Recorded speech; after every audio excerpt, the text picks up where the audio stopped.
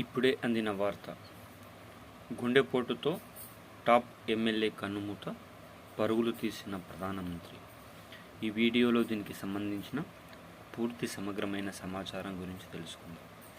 ఎవరైనా మొట్టమొదటిసారిగా మన ఛానల్ని చూస్తున్నట్లయితే చూసిన వెంటనే లైక్ చేయండి, షేర్ చేయండి, అదేవిధంగా కామెంట్ చేయండి, అదేవిధంగా సబ్స్క్రైబ్ చేసుకొని బెల్ ఐకాన్ ఆన్లో పెట్టండి.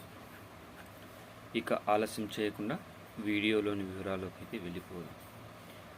వరుస ఓటమిలతో ఎంతో దుఃఖంలో ఉన్నటువంటి టీఆర్ఎస్ ప్రభుత్వానికి మరొక ఎదురు దెబ్బ తగిలింది. మాగంటి గోపీనాథ్ 62 సంవత్సరాల వయసులో గుండె సంబంధిత వ్యాధులు కనుమూయడం జరిగింది.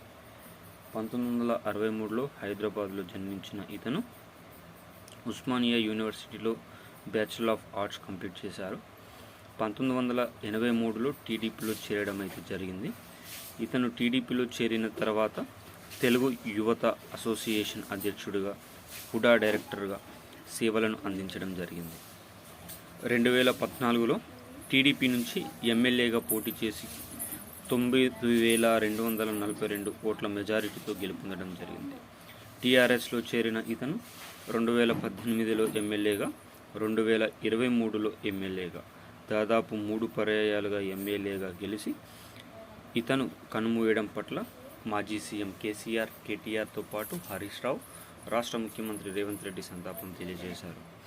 అదేవిధంగా దేశ ప్రధాని ఇతని మరణం పట్ల చింతించినట్లు తెలుస్తుంది. ఇతని ఆత్మకు శాంతి చేకూరాలని కూడా దేశ ప్రధాని కోరుకోవడం అయితే జరిగింది. వీడియో నచ్చితే సబ్స్క్రైబ్ చేసుకొని బెల్ ఐకాన్ ఆన్లో పెట్టండి.